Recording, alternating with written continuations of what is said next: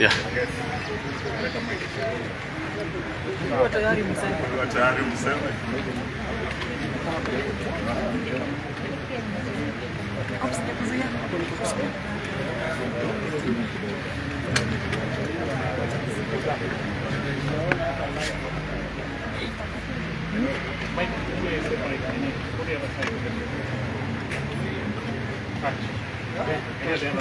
You ready?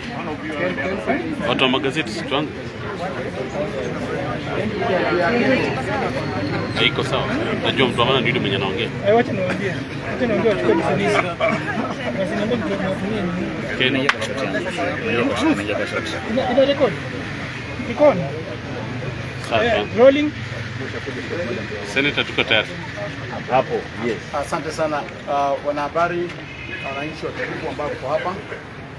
Leo hii ni siku ya kihistoria. Siku ya kihistoria kwa sababu tukizo ambalo tumeona leo, tukizo ambalo hatujaliona tangu tupate uhuru sisi kama taifa. Mnavyojua vizuri sana, mimi ni mwandishi wa michezo ya kuigiza. Mchezo huu wa Echoes of Doom ni mchezo wangu wa 82 tangu nizaliwe. Nimeandika michezo 82 na mchezo huu umeaktiwa na shule ya msingi ya Butere. Umefuzu kutoka sub county, ilikuwa nambari 1, county ikawa nambari 1, na katika regionals wale adjudicators walipatia max 90. Na hapo na tashwishi yote na mchezo.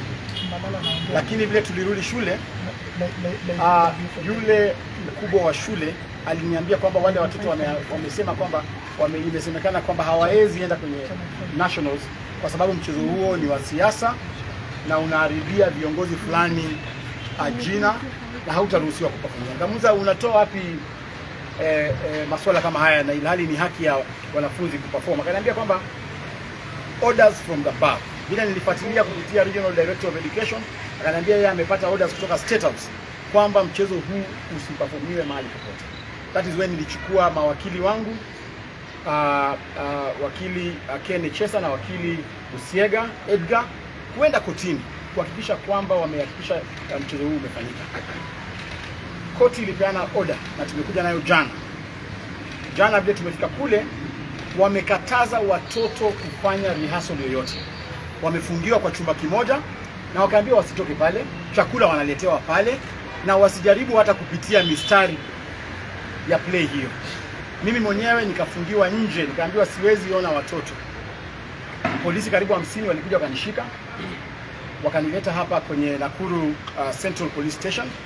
Lakini baada ya muda mchache wakanitoa tena na Subaru, wakaniweka kwenye buti ya Subaru, wakanipeleka kwa msituni. Tumetembea nao masaa 4 usiku kwenye buti ya Subaru.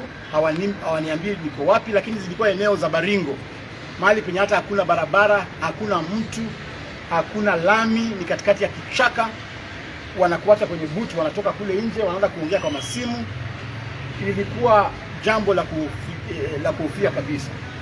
Lakini mwishowe wakanileta sasa pale Elda Maravini Police Station, kama karibu kuna kucha. Wakanitupa pale bila maandishi yoyote. Leo asubuhi nimeuliza makosa yangu ni nini, hawajaniambia makosa yoyote.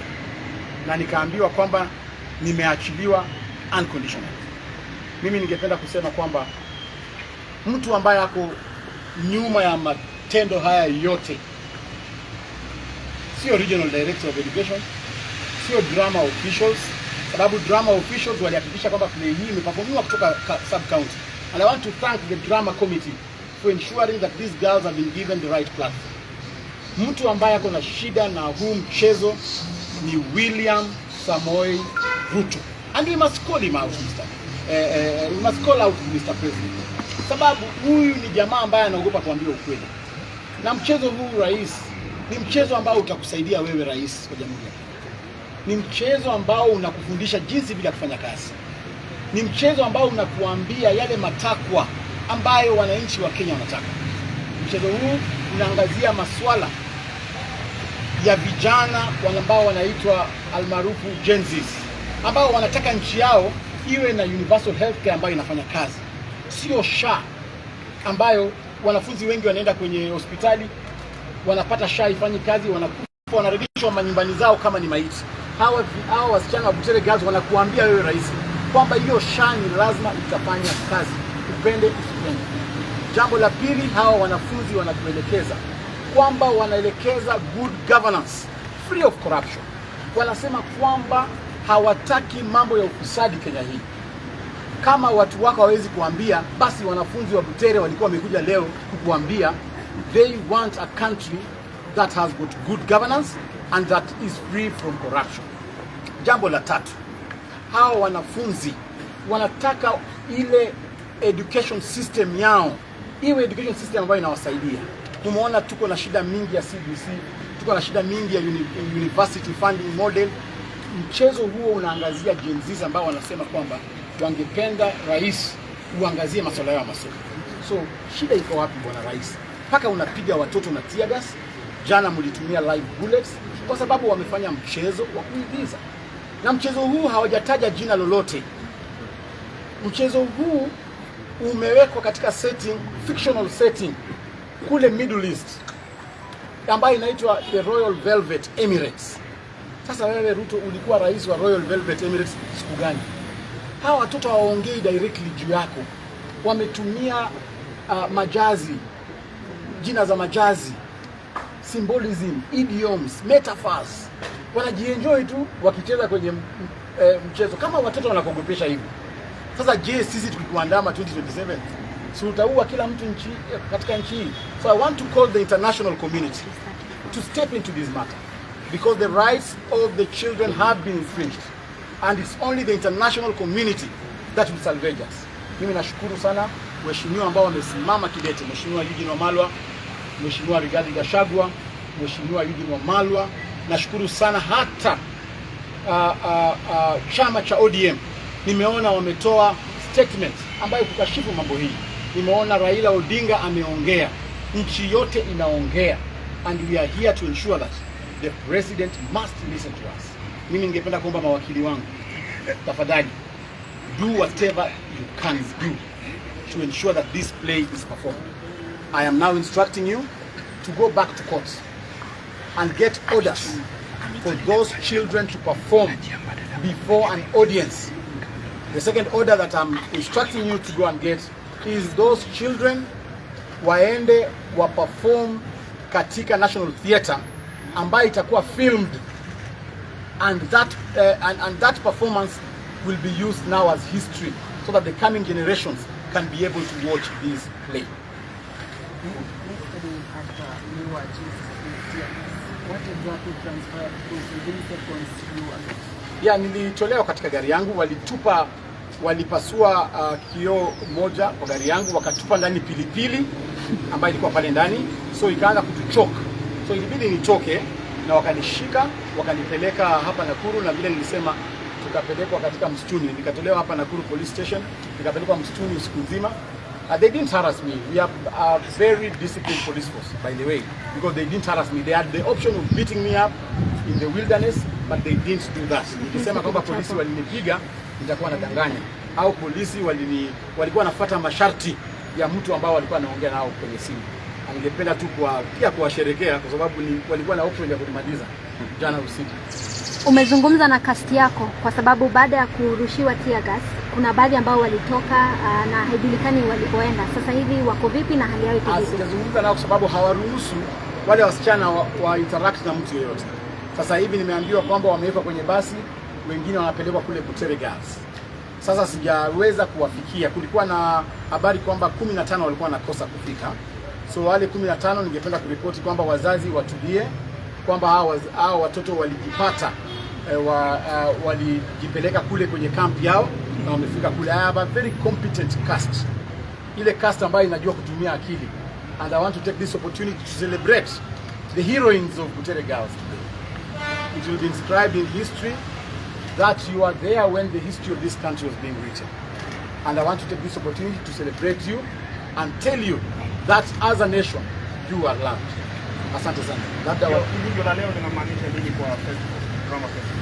Hii tukio kwanza ni kusema kwamba hatutaki interference na the political class ama the administrators katika Kenyan National Drama Festival. These are festivals that we celebrate.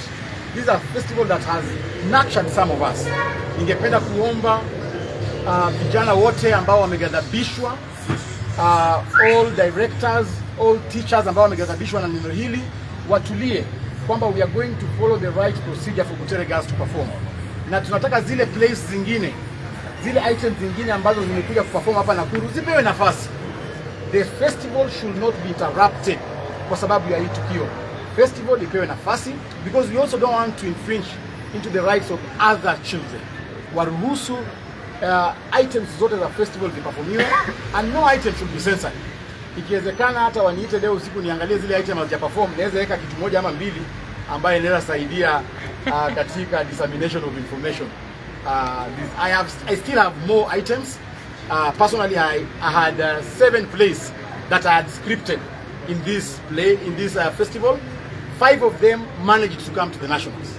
I want to announce here that you'll be seeing some of my plays being performed on that stage, and I will personally ensure that they disseminate the right information. Do you mind telling us about the names of the plays and the schools so that... No, I can't, because they will be victimized. From your own assessment, how would you have performed with your girls? Of course, we are up to the task. I have told you I have the best cast. I have never trained such a cast since I started this profession. I have the best cast, and I want to believe that if given opportunity, Butere girls is going to shock everyone, including William Samoei Ruto.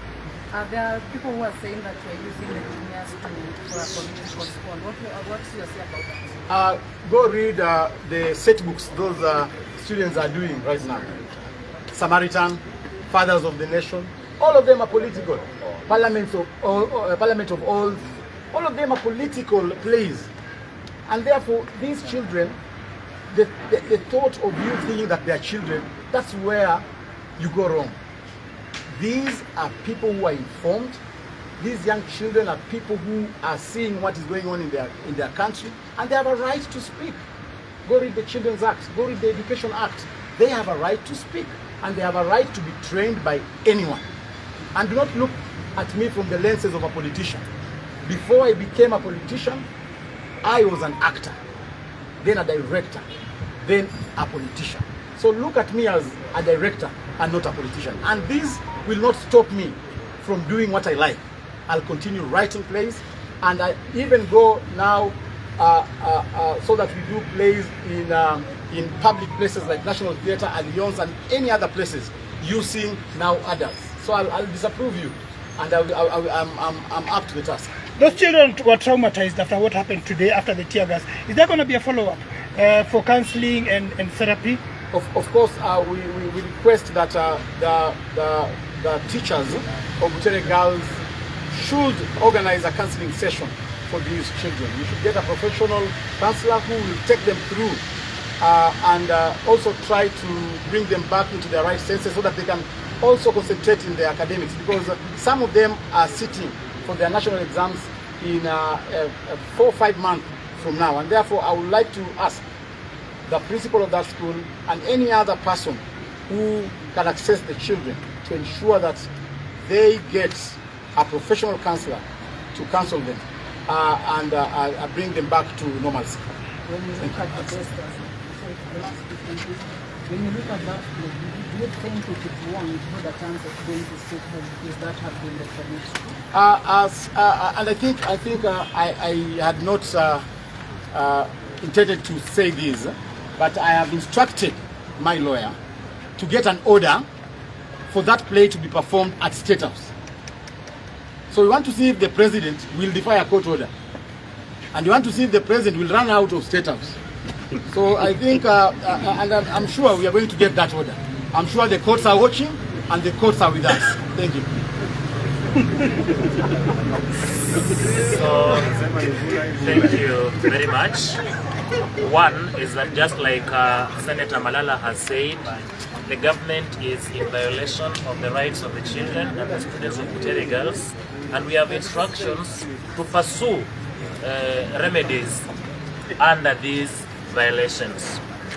is imperative for us to understand that the government has violated the very basic education regulations 2015, which asks that the government ensures children participate in curricular activities, including drama and any works of art. It was on that basis that the court ordered that the play be staged, and the government has not adhered to that court order. Government has violated Basic Education Act 2013.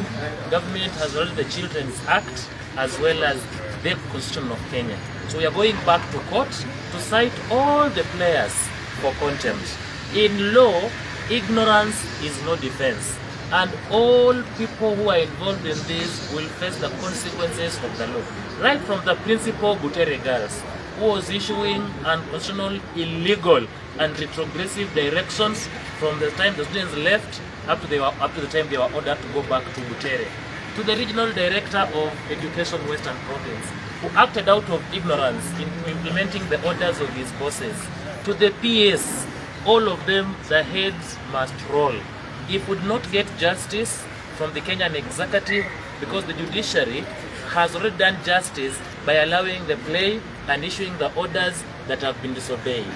We are, as a state now, we are in violation of our international obligations, observing the treaties that we have signed and executing them in good faith under the doctrine of Pacta Sunt Servanda, that honor the provisions of the treaties that you've signed in utmost good faith.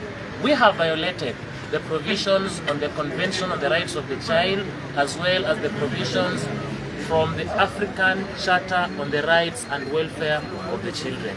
We have international remedies that we are going to pursue to ensure that these children are compensated, that our state actors are condemned, and they lose international credibility. I want to thank Senator Malala for standing strong, even in the wake of blackmail, in the wake of frustrations, to ensure that the rights of the children are upheld. And as he has rightly said, we have a reason we call the house on the hill State House. It is not a state home, it's a state house. Every Kenyan reasonably can access that state house and do what the regulations require them to do. We will be moving to court for contempt, and we will be saying that the orders of this court were not respected. And even if the drama festivals are ended, it must be ordered that Butere girls students be given an ample opportunity to stage this play to the public and any other Kenyan who might have been interested in watching it. And if Kenyans sitting at such a forum approve it, then it will have to move to State House and be presented in gala posthumously. Even if you died on a voting day, you can still become an MP posthumously before a by-election is held.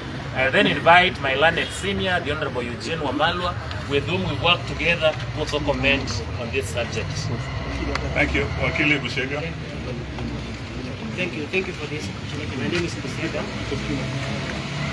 One, the right, the freedom of expression as captured under Article 33 of the Constitution of Kenya is explicit. The same had been given sound and basis by the courts of law, Lady Justice Okwanyi.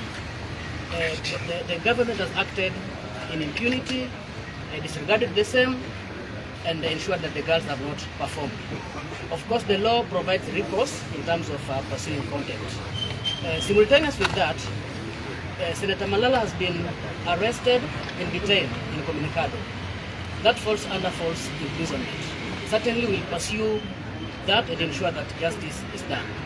At this point, I can guarantee that the law as it is, in terms of the constitutional strictures, is well captured, is well elucidated, and we are hopeful that with the judiciary that we have, at the end of the day, the girls and everyone shall have his and our way.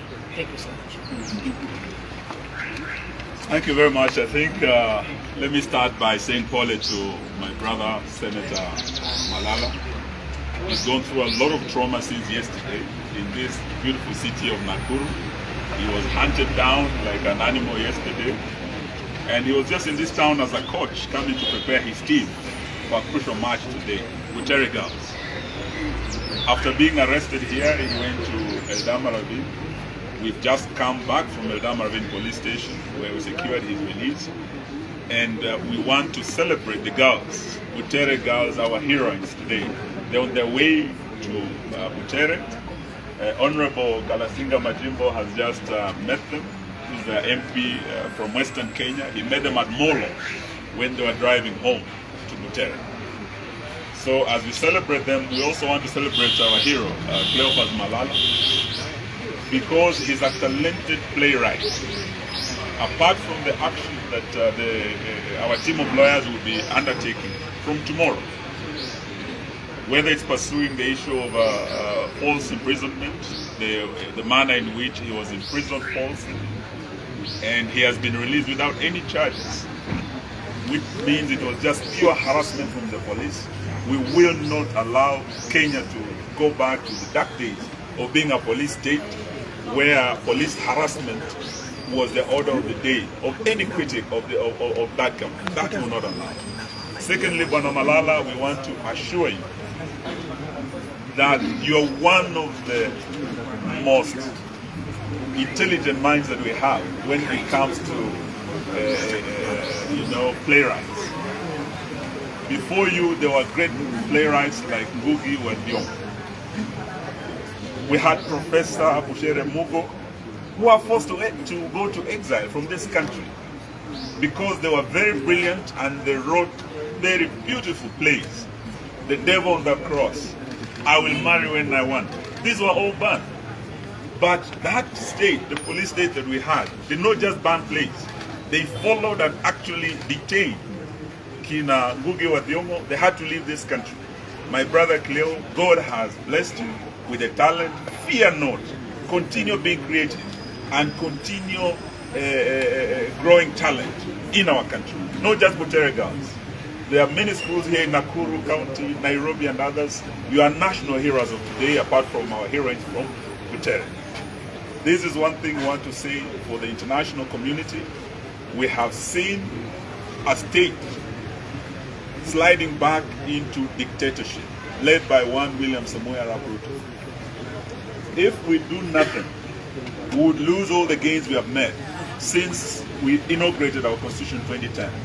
Freedom of expression, freedom of thought, freedom of conscience.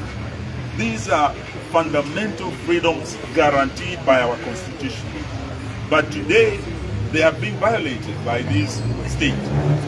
If you can stop little children from telling their story about a failed education system, they are either the beneficiaries or victims of failed policies. If they're saying SHA is not working, it's not just SHA. We had the EduCare, where we had healthcare for our children in schools. This was removed. So if they're feeling the pain, they're the wearers of the shoe and they want to tell them through their talent, why stop it? What kind of a government fears its own children? What kind of a government that fears its own citizens? This is a government that is even afraid of its own shadow. It's not worth being called a government. But we are going to go to court to ensure that their rights are protected. Not just courts, we would like this matter taken to Parliament. And I'm very pleased that the Honorable Kalasinga Majimbo MP Kabuchai is here with us. And he has said he's going to take this matter to the floor of the House. So from Nakuru City, what has happened here will not end here. It will be taken to our courts. It will be taken to international courts. It will be taken to our Parliament. And it's a matter that will not rest here. May I invite the Honorable Kalasinga Majimbo to come and say a few words. Thank you very much, Waziri. I think I'm one very disturbed member of Parliament, ladies and gentlemen. Yesterday night when I was watching news, I think in particular I was watching Citizen News, I was touched by the brutality the police were handling the journalists, particularly a lady who was carrying live news, live Citizen.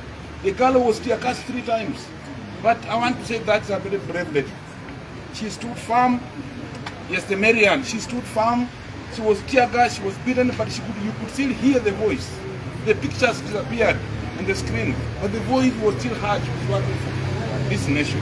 I think where we have reached the freedom to be gained, we must regain it again. And we must go back to the floor of the House, as I've just said. We are going to raise this matter and going to request for a statement from the minister to explain actually, where were these distractors when these girls were performing on the sub-count level? Where were they when they were performing on the county level? Where were they on the regional? Now they are on the national. When did they know that this is a wrong play? That is the question. One the minister to explain to us, if somebody was sleeping on duty, then who first slept on duty? But when the girls come to tell you that, please look here, the Linda Mama is gone. Our mothers can never deliver like they were delivering before, free of charge. And then a husband being given a child, these are bundles of joy. Now it's not there. If the new funding in more, the students are suffering. I raised a question on the floor of the House the other day, which I was asking, why do we place students, we call it COOPs, it places students in private universities and state universities. Those in private universities don't benefit from the fund of the government. And you see, you get the same grade. Those are questions these kids are asking. I came here to stand in solidarity with my brother Malala. Cleo versus Malala, we are not in the same political party, no. We are not from the same counties, no. But we share the mind. We are the same age set. We share a vision. We have a longer period to stay in this country. We can't ruin it. I want to say this here today, like I am a Kenya Kwanza member of parliament, but I'm known for being a rock MP. I voted no on the first finance bill, you know. I voted no on the second finance bill, you know. I refused to fight Kashagwa, you know. So today I'm saying I'm refusing this bad act to take it to our kids. I came here to sign solidarity with Malala. You are joining the echoes of war. Thank you very much, Malala. I am saying that please, we need a Kenya for all of us. Yes. What the only thing I would ask is, I would soberly, kindly request the First Lady, who is in State House now, to inform the state that she wants these Butere girls, the alumni of this school, to perform where she didn't State House. Let her sit and watch the girls of her former school perform. I think she's proud of her, if indeed the First Lady, with the respect we give you, if you still have that respect, kindly see this matter now, step in it, let your girls who used to the same school come and do in State House. In fact, we want these girls now to perform in a bigger arena for Kenyans to watch, because now every Kenyan is asking himself, what were they going to perform?